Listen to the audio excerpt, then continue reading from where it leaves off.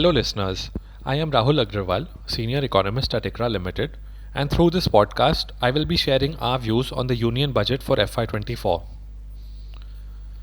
Amidst a slowing global economy and an uneven domestic recovery, the Union Budget for FY24 has prudently raised high multiplier capital spending significantly while simultaneously pursuing fiscal consolidation aided by the cushion provided by a sharp decline in the subsidy burden. The Government of India's capex has been budgeted to rise by an unprecedented 37% to Rs 10 trillion in FY24 from 7.3 trillion in FY23. The 2.7 trillion increase stems from a sharp rise of about 0.8 trillion in capex on railways, 0.5 trillion on roads, and 0.6 trillion on account of the increased allocation for the 50-year interest-free loans to state governments for capex. The sharp increase in allocation for roads and railways is likely to augment activity in projects that are under implementation in these segments during the year. Based on available anticipated commissioning dates for the outstanding central sector infra projects, the pipeline of infra projects that is scheduled to be completed in FY24 is massive at Rs 7.4 trillion, with the roads and railways segments accounting for nearly 40% of this amount.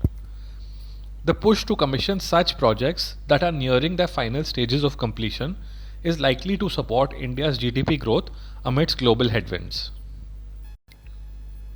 Further, the budgeted amount for the capex loan scheme for the states has been pegged at a massive 1.3 trillion in FY24, which is 73% higher than the revised amount of 0.8 trillion for FY23.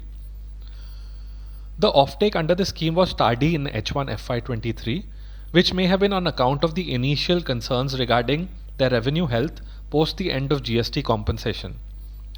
The efficacy of the enhanced allocation for this loan will ultimately depend on how quickly the states utilize these funds.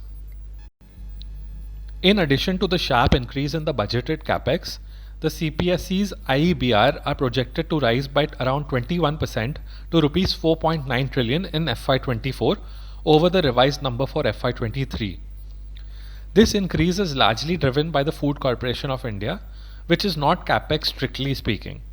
After excluding this, the IBR is flat, although the expansion and combined capex of the centre and the CPSE's IBR remains robust at around 25%.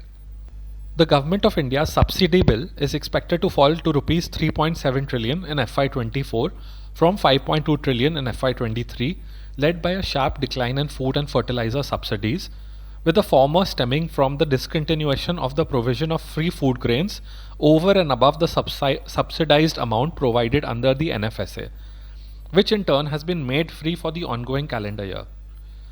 This has helped contain RevX growth at just 1.2% in FY24 while providing headroom to expand capex sharply. On the receipts side, gross tax revenues are budgeted to rise by 10.4% in FY24, in line with the nominal GDP growth of 10.5%. This is slightly higher than our expectations. We had penciled in a slightly lower growth in gross tax revenues, partly on account of the overhang of the excise duty cuts effected in May 2022 and the looming slowdown in global trade and its impact on customs duty collections. Further, the assumptions for non-tax revenues are also somewhat optimistic. With the growth in revenue receipts budgeted to outpace that in revenue spending, the Government of India has estimated a sharp decline in its revenue deficit.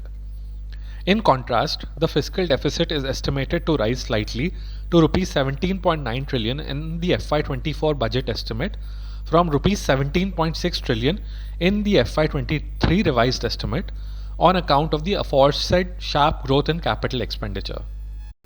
Nevertheless, as a percent of GDP, the fiscal deficit is set to ease to 5.9% from 6.4% on the back of nominal GDP growth of around 10.5% assumed by the government. In addition, the quality of the fiscal deficit is budgeted to improve, with the share of the revenue deficit falling to below half of the total fiscal deficit in FY24 from 63% in FY23. Thank you for listening and stay tuned for our upcoming podcasts.